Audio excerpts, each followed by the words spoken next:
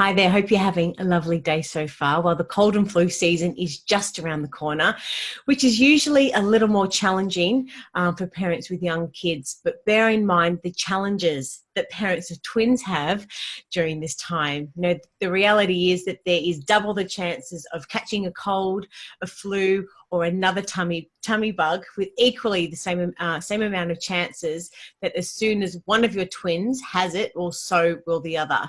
You know, and having sick kids is distressing, as we all know, but being a parent with two sick kids would be a lot more agonizing and feel just that little bit more chaotic, no doubt. Raising twins presents its own set of challenges that only another multiple birth parent can understand. So if there is any opportunity of stopping the spread of germs between children, chances are that a parent of twins or triplets would have the know-how. So lucky for us today, we're speaking with our special guest and one of our partners here at Kittypedia, Noami Dorland, who will share her survival strategies to help spread spread germs between twins and triplets. Now, Naomi is one of the 4,560 women who gave birth to multiples in Australia in 2011, and she's passionate about all things multiple, twins, triplets, and more. And Naomi is the founder of Twinfo, and Twinfo is Australia's largest online community for multiple birth parents. Thank you so much for joining us today, Naomi. How are you? I'm very well, thank you. How are you? Yeah, good. This is our first chat, and very, very excited to have you here, and thanks for your time. And lots to learn for all of our community out there that have twins or triplets. And yeah, and surviving the cold and flu season, I guess, for a parent with twins or triplets is no doubt challenging.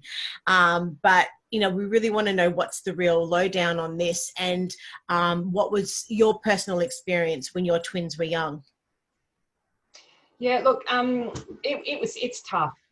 You know, that's one thing that I didn't even actually really think about before the babies came, was them both being sick at the same time, because obviously you don't like to think about your children being sick. But when they both came down with something, it was really, really, really hard. You're completely outnumbered. You know, the poor triplet parents, if all three were crying. But for me, you know, trying to hold them both at the same time, trying to keep them happy at the same time when they were just so miserable, was so hard. Yeah, and I mean, back in the day where there wasn't really an online community, or many communities, I guess, to support multiple birth parents. What did you do for support at that time then? Well, I mean, you obviously there is the multiple birth society, but they're all about meetings and catch-ups and things. And if your babies are sick, you can't go to those. Yeah. So you're on your own. You're stuck at home. You've got no one really to talk to about it and things like that. And that was one of the reasons that I started Twinfo, was so that parents would always have someone to talk to, no matter, you know, if it was day or night. If their babies were sick, they had someone that would be going through the same thing, or had been through the same thing with them. Yeah, it's beautiful that you've been there for so many other families. So I love it. Congratulations on that. That is absolutely brilliant. And you've just mentioned that your podcast now has just hit 10,000 people as well. Congratulations. Yay! I know. I was so excited this morning when I opened up the dashboard and it said 10K. I was like, ah! Think of all those families, all those children that you're helping out there. You're doing an incredible job. Yeah, Thank congratulations. You. And look, I guess for any other parent with like newborn twins or triplets, I'd love to know from your perspective, what are the hardest things that parents with multiples experience about the cold and flu season? Look, for us, the hardest one that we had was one of them got RSV, a viral infection, and ended up in hospital. And then I had one in hospital, one at home. I was breastfeeding, so I was rushing back and forth between the places, expressing, trying to, you know, because I wanted them to have the breast milk, obviously because of the immunities. And it was just a nightmare having them, one so sick, and thinking, oh my gosh, is the other one going to get just as sick? Yeah. Am I going to have both of them in here? It was, yeah, it's really hard trying to juggle their needs when both of them were so needy. Yes. And how about the amount amount of time they are sick during the winter months, do you find it's a challenge, or it was a challenge at the time, to keep the kids illness free throughout the winter period? There must be like this consistent feeling that the kids are just constantly sick through the winter months. So our babies were born early, so they spent they spent a fair while in special care and everything. And when we came out, it was just right, well, the 15th of June, and is when they were born. But they came out just before the our local show is in Brisbane, is the Ekka. Yes. And it's always, people talk about it being a germ fest and everything like that. And I remember the paediatrician at the hospital the day we left, he said, "Now do not take them to the Ekka." And obviously we didn't. But we just stayed home for that first winter, basically. Yeah. Their lungs weren't well enough developed if they got sick and everything like that. And even though we tried our hardest to stay home, one of them still got sick enough to end up back in hospital. Oh, wow. And, it's tough. And then luckily for us, the following winter, they were then 12 months old, which then had its own challenges, because trying to get them to stop sharing things, i.e. their germs, particularly like sucking on each other's toys and stuff, of course, was just as hard. Yeah. So, I mean, as they were growing, and say, for example, in that first winter and in general, is it possible to contain a cold or flu to only one child, or is it really just inevitable that they are bound to pass germs onto their other sibling? Look, as a multiple birth parent, you literally dream of the day when your children are going to share everything nicely. But this is the one thing you don't want them to share. Of course. And, that unfortunately is just one of the downsides of twins and multiples. It is really common for them to share their germs. You can do so much to try and avoid it. There's lots of things you can do. And look, you may be lucky. We've got through it several times. Sorry, that's my cat. Sitting on the laptop. We should move it anyway. We have got lucky where only one of them got sick and things like that. But on most occasions, both of them go down with it. And the downside of it is that usually it's one and then the other. It's rarely at the same time because of the incubation periods of various colds and flus and things like that. And just like anything, I mean, chickenpox, my twins got chickenpox. One had it for 2 weeks, and then basically the day we were right to go out again, the other one got it. Oh no, it's a whole month. In 4 weeks home instead of 2 weeks, Yeah. So anyway. So it is, I guess, inevitable that twins are going to pass germs, I guess, back and forth. Pretty much between them. You can hope, and you can do lots of things like obviously increasing your hand washing and all of that kind of stuff to try and minimise it. However, unfortunately, it's pretty likely that they're going to get it. They're going to get it. So, and this would be, I guess, especially when they're really young and their immune systems are not really as strong. And I guess they are passing, as you mentioned before, between toys and dummies and bottles. And no doubt, for any multiple birth parent, this is a really tough ride. Did you actually find the older they got, the easier it got? Yes and no. So it got easier in terms of, you could start doing things like teaching them that the pink cup belongs to this child and the red one belongs to that one or something like that. And so they had to use their own ones and things like that. A lot of multiple birth parents colour code things anyway, so they know who belongs to what and everything like that. But so you could, I guess when they get a little bit older, you could say to them, no, that's so-and-so's, don't touch that. But, it's inevitable. You can try, but it's fairly inevitable. There's things you can do, like if you're spoon feeding them, use their own spoon each. Don't, I know the child health nurse or the GP or whatever will always say, you must use a separate spoon and you must use a separate water bottle. But honestly, you just do what you need to do to get through. And Yes. if that involves one bowl of food, spoon, spoon, spoon, then that's what you do. But at times when they are sick, then, you know, that's one way you can minimise it, is to have a separate bowl and a separate food Yeah. spoon for them when you're feeding them.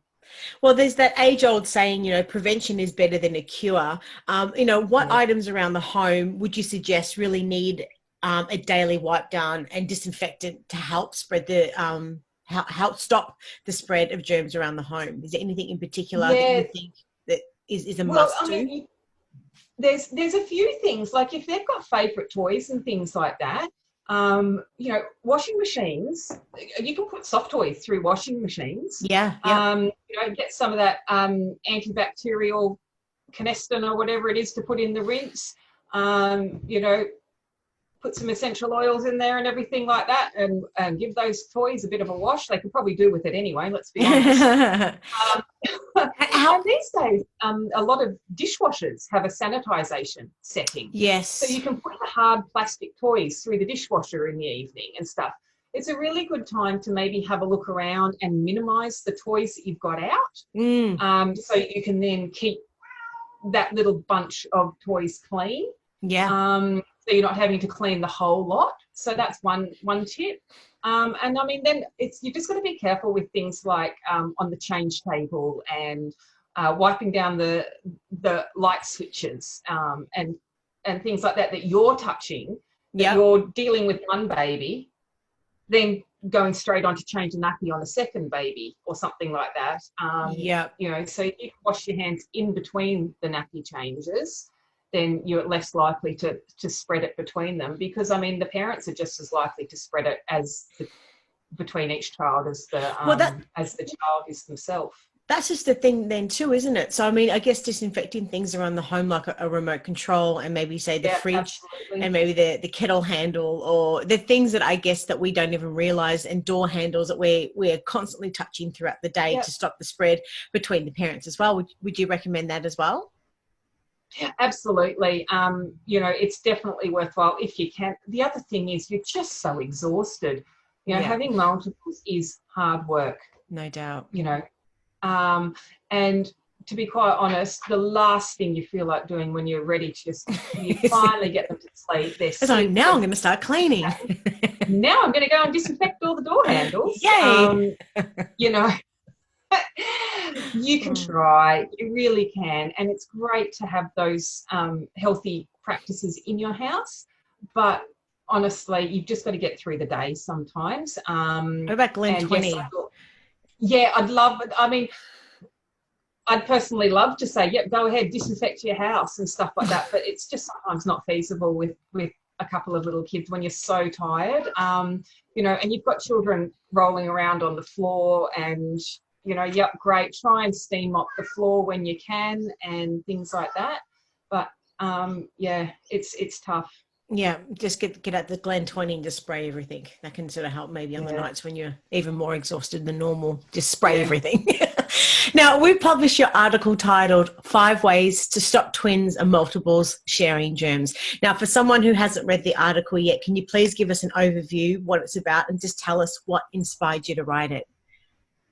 Oh, look, I think just the many sleepless nights and things like that I had with my own children, and the times that I had to just stop and I couldn't do anything else besides comfort 2 babies that were sick.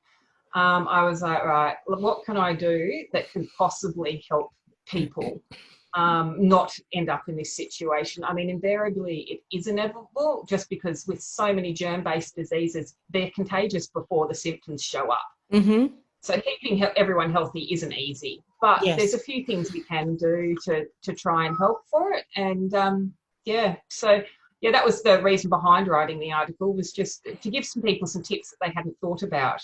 Like the fact that some of those plastic toys, chuck them in the dishwasher at the end of the evening and stuff like that. Yeah. And now, from your perspective, how can you minimise twins and triplets from catching others' germs? Yeah, look, I mean, the biggest thing definitely is not to allow them to share the feeding implements and drinking implements and things like that. I mean, I rolled my eyes when the child health nurse told me to not do that. But if you can, while they're sick, the biggest thing you can do is to provide, because I mean, otherwise they're just ingesting it straight away. If they're sharing a water bottle, you know, the saliva is still on it and it's going straight into the next child's mouth. What's going to happen? So the biggest thing is to not let them share dummies if you use dummies. Definitely don't use the same bottle if you're bottle feeding, or water bottle, or even just spoons if you're spoon feeding solids. And like little things, like some people, and I loved doing this, I just used to put a share plate out for morning tea, and that had, you know, bits of cheese and carrots or whatever it was on there for them just to graze at. And I always found they ate really well from a share plate, but that's something that you need to stop doing while if one of the children is sick. So you make sure everyone gets their own plate, cup and everything like that. Yep. And what about if they share a cot or a room then? Yeah, look, you do need to try and separate them as much as possible. For us, what we did is we would just maybe put a porta cot up in our bedroom, and the healthier one would move into there. Because we found if you take the sick one out of their normal environment, you know, it maybe make them feel a little bit worse. But even if they're sharing a cot, this would be a really good time to probably separate them into 2 separate cots or bassinets or whatever your sleeping plans are. And if they're sharing a room, it's really, again, if you can at night time have them separated. First thing is you're probably going to be up to the sick one a bit more often anyway, because they're so unhappy, they're having trouble breathing because, you know, they're full of mucus, and you might have to be up helping them a bit more. So if it doesn't wake the other one up, then that's always a bonus. Yes. So that's a big thing. So I understand that parents of twins are fanatical about your sleep schedules. Is this more difficult to manage when they are sick, or do you suggest that they should sleep a little bit longer to help their bodies heal and recover? What's your thoughts on this? Sleep is definitely going to be the best thing for them. If they fall asleep, let them sleep. You know, your routine's not going to get thrown that much out of whack. Those babies need to be held and cuddled and, you know, and to sleep. And if that means them sleeping in your arms then for a while, it's not going to ruin your routine. You know, you can get back onto that once everyone in the house is healthy again. Yeah. And any other tips on how to keep everyone else healthy? Look, desperate times call for desperate measures. I got to the point of where I actually put one in the playpen for a while and didn't put the other in. So I kind of put the healthy one in the playpen and just left that baby in there, so I could make sure that the other one, you know, they weren't using the same toys and all of that kind of stuff. But yeah, you've just really, it's hard. Just go easy on yourself. Yeah, and I've read that colour coding and labelling everything in the house can help the germs sort of be a little bit more isolated, so you actually know what belongs to who. So what are your thoughts on that then? Yep, absolutely. I mean, so many multiple birth families colour coordinate things anyway, particularly if they've got identical twins, because it just helps people tell them apart. Yes. You know, Johnny's always in red and Gareth is always dressed in green. And so he has a green plate and Johnny has the red plate or the water bottle or anything like that. So definitely, and particularly when they are sick, there's all sorts of things you can do if you're bottle feeding to identify each bottle that belongs to that child. You know, really make sure you sterilize everything in between feeds. Put everything through the dishwasher on a high setting to kill any germs. You know, I even went and bought some Milton just to have on the table in a big jug ready to go. Yeah. So I could just drop things into there once I knew they were clean, when I could go and grab them out of there. Yeah, this is a question I'd love to know. I mean, and this is probably not so much about the colds and flus and the germs and the tummy bugs, because they are actually something that can be passed on. But you know, generally feeling under the weather for kids is tough enough. But they say that twins actually feel each other's pain, and I'd love to be able to know: have your twins ever experienced anything like this, when one twin has come down with an illness of any sort and the other one's actually felt, is it a mythical thing? Look, mine haven't, but in saying that, I've got boy-girl fraternal twins. And I've heard so many lovely stories about when this has happened. And, you know, we have had instances where when one was in hospital, and the other one would wake up a lot more frequently throughout the night. And it was like, oh, I wonder if that's because, you know, they're wondering where their twin is. Yeah. Because they're not in the room with them or something like that. But we've never had any incidents of that I'm aware of where they specifically felt each other's pain. But yeah, there's some adorable stories out there. I really do love hearing that kind of thing. Yeah, and I always just wondered if it was, I mean, I would understand that they would be obviously connected on a deeper level that no one else can understand unless you are a twin or a multiple. It's, you know, so undoubtedly there's a connection there that that they would be able to sense and feel things that we don't understand. But yeah, I just wondered if your twins had ever experienced that. But you know, and last thing, I know also that having sick kids really is quite, as you mentioned before, mentally and physically, and also emotionally draining on multiple birth parents. In saying that, what advice do you have for parents of multiples during times when the kids are sick? Look, really, this is the time to cut yourself some slack. If you need to sit around all day cuddling babies, do it. Don't worry. I mean, yes, you do still need to keep up with the hygiene and things like that, but there are some things that can just go by the wayside. You do need to make sure that you look after you. You need to, you can't get sick as well. There is absolutely nothing worse than having you sick as well as your babies. It's a nightmare. So, you know, drink lots of water yourself, rest as much as you can. You need to do whatever you can do to stop you getting sick.